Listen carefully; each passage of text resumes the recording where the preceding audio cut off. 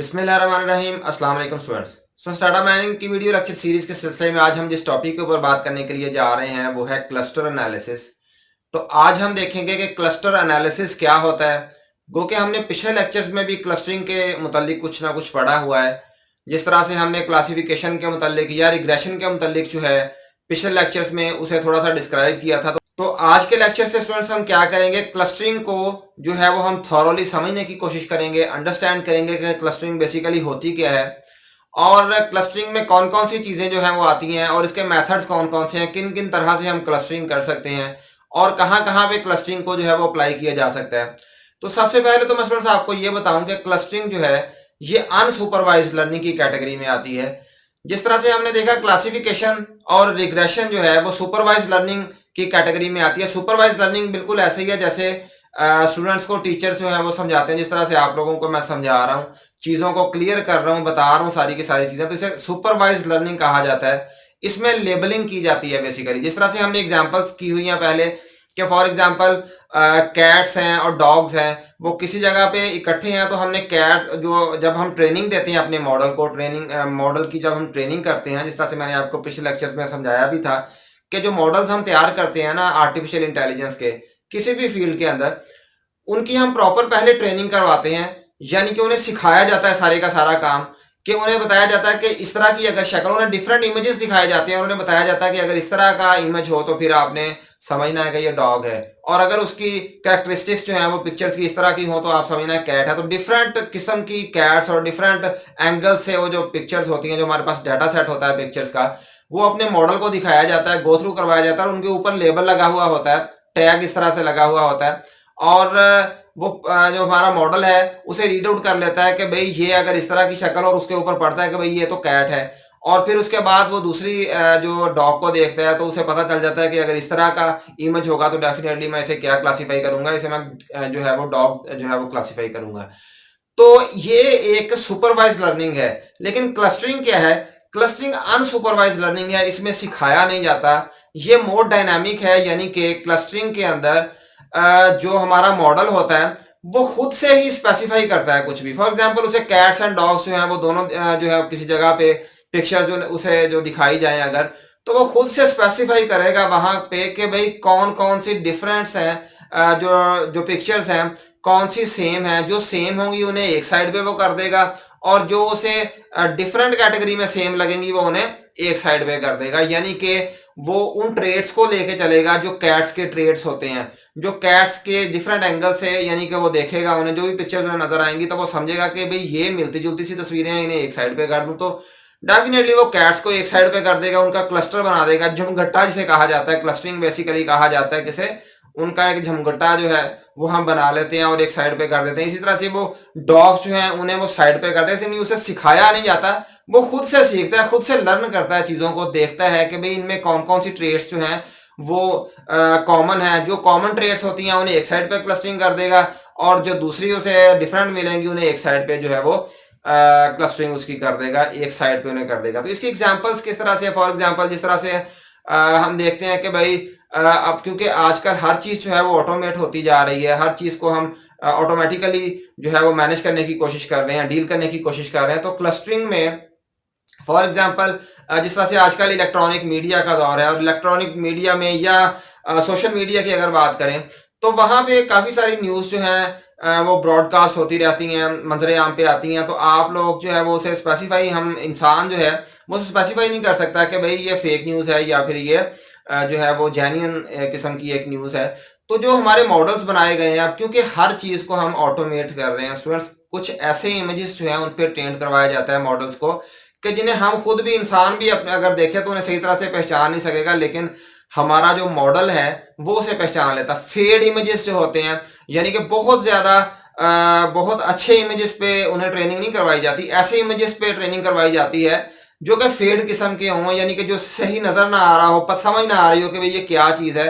तो इंसान भी वहां पे गलती खा जाता है, लेकिन हमारे मॉडल्स, क्योंकि ये मॉडल्स जो हैं, ये जो आर्टिफिशियल इंटेलिजेंस है, ये इंसान को इसकी जो जनरेशन, न्यू जनरेशन आ रही हैं उसमें ये इंसान को पीछे छोड़ रही है, इंसान से ये आगे निकल रही है, और ये बेहतर स्पेसिफाई कर सकेगी, बेहतर उसकी क्लस्टरिंग कर सकेगी। तो जो मॉडल्स हैं, जो वो न्यूज़ जो दी जाएगी एक मॉडल को, तो वो वहां पे ये स्पेसिफाई करेगा कि भाई ये न्यूज़ जो है ये फेक है या फिर ये न्यूज़ जो है जेन्युइन है। किसकी बेस पे करेगा? उसे सिखाया जाता है कि भाई अगर इस तरह की वर्डिंग जो है, वर्डिंग के हिसाब से जो हमारे मॉडल्स हैं वो उसके अंदर से एक्सट्रैक्ट करेंगे चीज़ों को और देखेंगे कि भाई ये वाली वर्डिंग क्या बार बार इस्तेमाल हो रही है। इसमें अगर तो बार बार इस्तेमाल हो रही है, इमेच्योर आप कह लें कि राइटिंग किस्म की अगर उसे मिलेगी, तो वो कहेगा कि भाई ये फेक न्यूज़ है। और अगर अगर उसे ऐसे पैटर्न्स मिलते हैं कि भाई कुछ ऐसे जराए से वो मिलता है, डाटा मिलता है और इस किस्म क्या वहां पे उसको राइटिंग मिलती है, तो वो समझेगा कि भाई ये जेन्युइन न्यूज़ है। यानी कि वो जेन्युइन और जो फेक न्यूज़ है उन्हें अलग अलग सेपरेट क्लस्टरिंग कर देगा उसकी। तो जिसकी एग्जांपल मैंने आपको क्लस्टरिंग को समझाने के लिए आपको ये बता रहा हूँ। इसी तरह से फॉर एग्जांपल हमारे आपने देखा है कि हमारा जो मेल बॉक्स होता है उसमें एक जंक का फोल्डर होता है, एक हमारी इनबॉक्स होता है, उसमें हमारी वो वाली मेल्स आ रही होती हैं जो लोग हमें सेंड कर रहे हैं। लेकिन कुछ मेल्स ऐसी होती हैं जो वो कौन से फोल्डर में भेज रहा होता है, स्पैम के फोल्डर में भेज रहा होता है। और स्पैम के फोल्डर में उन मेल्स को भेजता है जो कि ऑटोमेटिक जनरेटेड होती हैं, यानी कि जो सर्वर से खुद ब खुद जो है वो जनरेट होके आ रही होती हैं और वो कंटिन्यूसली हमें मिलती रहती हैं। आप कभी देखें स्पैम वाला फोल्डर, तो वो ज्यादा मेल्स वहां पे हमें आई हुई होती हैं बनिस्बत इनबॉक्स के। अगर इनबॉक्स में देखें तो वहां पे वही मेल्स होती हैं आमतौर पे जो कि हमें सेंड की हुई हैं मैनुअली, किसी ने फिजिकली जो है वो लिख के जो है वो मेल सेंड की हुई है। लेकिन स्पैम में जो है वो ज्यादा मेल्स वो वाली आई हुई होती हैं जो कि ऑटो जनरेटेड मेल्स होती हैं। तो कैसे पहचान लेता है, किस तरह से वो क्लस्टरिंग कर देता है, यानी कि कुछ मेल्स को वो भेज देता है स्पैम के फोल्डर में और कुछ को वो भेज देता है इनबॉक्स में भेज देता है। तो कैसे वो क्लस्टरिंग करता है यहाँ पे? इस तरह से कि भाई वो उसकी वर्डिंग को, एक बार फिर मैं आपको इस तरह से बता दूं कि उसकी वर्डिंग को देखता है। वर्डिंग को देखने से ही वो उसे स्पेसिफाई करता है कि जिसमें फॉर एग्जांपल लॉटरी का वर्ड आए बार बार या कुछ इस किस्म का जिसमें डॉलर वगैरह का जिक्र हो, तो वो अंडरस्टैंड कर लेता है कि भाई ये वाला जो टेक्स्ट है ये लग रहा है कि कोई ना किसी को लालच दिया जा रहा है। और जो ग्रेडी किस्म का जो कॉन्टेक्स्ट होता है उसका, वो देखने के बाद उसे देखता है कि भाई इसे मैंने कहाँ पे भेजना है, इसे मैंने स्पैम में भेज देना है। और दूसरे को वो कहाँ पे भेजता है, दूसरे को वो इनबॉक्स में भेज देता है। तो वैसे अगर उसे मेल रिसीव हो तो कैसे पता चल सकता है कि भाई ये ऑटो जनरेटेड मेल आई हुई है या फिर ये खुद से जो है वो भेजी हुई है? जिस तरह से बिल्कुल टेक्स्ट से वो ज्यादातर पहचानता है। फॉर एग्जाम्पल आप एक कंपोज करें एक मेल को, तो उसमें आप अटैचमेंट का वर्ड लिख दें और जब आप मेल आप सेंड करें तो सेंड करने से पहले आप उसमें अटैच ना करें कोई भी। जब आप सेंड के बटन पर क्लिक करेंगे तो वो कहेगा कि भाई आपने इसमें कोई चीज़ अटैच करनी थी, वो आपने नहीं की। तो डेफिनेटली वो कैसे जज करेगा? वो बीच में आपने किसी जगह पे I have attached here with इस तरह का कोई वर्डिंग अगर लिखी हुई है तो वो डेफिनेटली आपको सेंड नहीं करने देगा। कहेगा पहले आप कोई अटैच करना चाहते हैं तो वो अटैच कर लें। तो आपको याद आ जाता है कि ओहो अभी तो मैंने ये अटैच भी नहीं की। तो इस तरह से जो है वो क्लस्टरिंग की जाती है। और भी बहुत सारी एग्जांपल्स हैं, इंशाल्लाह ताला हम ये जो क्लस्टरिंग को जैसे जैसे गो थ्रू करेंगे डिफरेंट लेक्चर्स में, तो हम इन चीज़ों को तमाम को जो है वो डिस्कस करेंगे। तो चलिए आइए सबसे पहले हम तो थोड़ा सा थ्योरेटिकली क्लस्टरिंग को जो है वो गो थ्रू कर लेते हैं कि क्लस्टरिंग जो है क्या है। It is a group, it groups data objects based on information found in the data that describes the objects and their relationship। तो ये बेसिकली ग्रुप्स बनाती है, डाटा ऑब्जेक्ट्स के जो है वो ग्रुप्स बना देती है। किसकी बेस पे बनाती है? Based on information. डेफिनेटली उन जो भी उसे ऑब्जेक्ट्स वगैरह मिलते हैं उनके मतलब जो भी इंफॉर्मेशन उसे मिलती है उसकी बेस पे वो क्या करती है, उनकी क्लस्टरिंग कर देती है, उनकी ग्रुपिंग कर देती है in the data that describes the objects and their relationship. यानी कि उन ऑब्जेक्ट्स को स्पेसिफाई करती है और उनके दरमियान में जो रिलेशनशिप होती है उन्हें फाइंड आउट करने के बाद उनकी ग्रुपिंग कर देती है। Objects within the groups are similar to each other and different from the objects in other groups. तो डेफिनेटली जिनकी वो ग्रुपिंग करने के लिए जा रहा है, जिन जो एक किस्म के ऑब्जेक्ट्स उसने किसी जगह पे उसने एक तरह के ऑब्जेक्ट्स की ग्रुपिंग किया तो उनकी ट्रेड्स आपस में मिलती जुलती हैं, उन ऑब्जेक्ट्स की कैरेक्टरिस्टिक्स, उन ऑब्जेक्ट्स की प्रॉपर्टीज आपस में मिलती जुलती होंगी। जबकि जो दूसरे जो ग्रुपिंग करेगा तो उनकी आपस में एक दूसरे से डिफरेंट होगी। डेफिनेटली विद इन ग्रुप्स जो है वो सिमिलैरिटी ज्यादा होगी और अगर इंट्रा ग्रुपिंग की बात करें तो वहां पे उनकी जो है वो डिस्टिंक्शन ज्यादा होगी, यानी कि वो एक दूसरे से ज्यादा डिफरेंट होंगे। डिफरेंट ग्रुप्स में डिफरेंट किस्म की जो है वो ट्रेड्स वाले ऑब्जेक्ट्स हैं वो लगाए गए होंगे। The greater the similarity with in the groups and the greater the difference between the groups the better और मोर डिस्टिंक्ट द क्लस्टरिंग। क्लस्टरिंग जो है ये किसकी बेस पे जज की जा सकती है कि ये बेहतर क्लस्टरिंग हुई है या फिर ये जो है वो मामूली सी जो है वो क्लस्टरिंग की गई है। तो क्लस्टरिंग में मैं आपको एक चीज और बता दूं कि क्लस्टरिंग में जरूरी नहीं है कि उसने 100% हमें रिजल्ट देना है। क्लस्टरिंग में ऐसे हो सकता है कि वो जो है वो 80% जो है वो क्लस्टरिंग दुरुस्त कर दे, जबकि 20% उसमें जो है वो इस किस्म का भी वो वाले ऑब्जेक्ट्स भी उसके अंदर चले जाएं जो कि जो उसके उस ग्रुपिंग से ताल्लुक नहीं रखते। तो ऐसे भी हो सकता है। लेकिन अगर इसके लिए हम एक क्राइटेरिया रखें कि भाई कौन सी बेहतर क्लस्टरिंग हो सकती है, तो वहां पे ये क्राइटेरिया हो सकता है the greater the similarity with in the groups. जिस तरह से अभी हमने बात किया है कि विद इन ग्रुप्स जो है वो सिमिलैरिटी ज्यादा होनी चाहिए। इस तरह से मैंने आपको कैट्स एंड डॉग्स की एग्जांपल दी थी। तो हो सकता है कि वो डॉग्स वाला जो ग्रुपिंग की है, क्लस्टरिंग की है उसने, उसमें कुछ कैट्स भी डाल दे जो मिलती जुलती हों डॉग से। ऐसे भी होता है। अक्सर आपने देखा होगा कुछ डॉग्स की ऐसी जो है वो टाइप्स हैं वो बिल्कुल कैट से मिलते जुलते हैं। तो इस तरह की हो सकता है डॉग्स को वो कैट्स वाली साइड पे डाल दे, क्योंकि उसे सिखाया नहीं गया, उसने खुद से ही अनसुपरवाइज तरीके से उसने लर्न किया हुआ है। तो अच्छा, इसके बाद है and the greater the difference between the groups.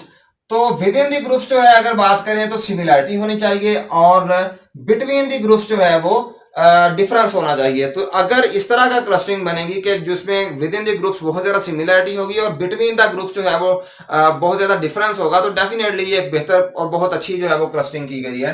इसके बाद है clustering is unsupervised learning while classification and regression are supervise. तो इसका मैं ऑलरेडी आपको बता चुका हूं कि ये अनसुपरवाइज लर्निंग है, इसमें लेबलिंग नहीं की जाती, इसमें वैसे ही उसे उसके सामने जो है डाटा सेट रख दिया जाता है और वो खुद से सीखने के बाद जो है वो उसकी क्लस्टरिंग कर देता है। Along with the data summarization, clustering is useful in understanding and utility. ये ना अंडरस्टैंडिंग एंड यूटिलिटी जो है ये डिफरेंट फील्ड्स में हम जो है वो इस्तेमाल कर सकते हैं। यानी कि अंडरस्टैंडिंग एंड यूटिलिटी में हमारे जो सब्जेक्ट्स हैं, जिस तरह से बेसिक साइंसेस के हमारे पास सब्जेक्ट्स हैं, जिस तरह बायोलॉजी है, या फिर अच्छा इसमें सोशल साइंसेस है, साइकोलॉजी है, ये बेसिक साइंसेस का सब्जेक्ट है बायोलॉजी। इसी तरह से स्टैटिस्टिक्स है, मैथमेटिक्स है, और पैटर्न रिकॉग्निशन यानी कि artificial intelligence, information retrieval, machine learning and data mining. तो ये डेफिनेटली जो है ये आर्टिफिशियल इंटेलिजेंस की ये एप्लीकेशंस है सारी की सारी। तो इन डिफरेंट फील्ड्स में जो है वो डाटा जो हमारी क्लस्टरिंग है वो एक बहुत अहम और कलीदी जो है वो रोल जो प्ले करती है। तो इन्हें हम वन बाय वन समझेंगे कि भाई किस तरह से इन फील्ड्स में जो है वो डाटा माइनिंग एक रोल प्ले करती है। जिस तरह से देखें क्लस्टरिंग फॉर अंडरस्टैंडिंग की अगर हम बात करें तो हमारे पास सबसे पहले बायोलॉजी है।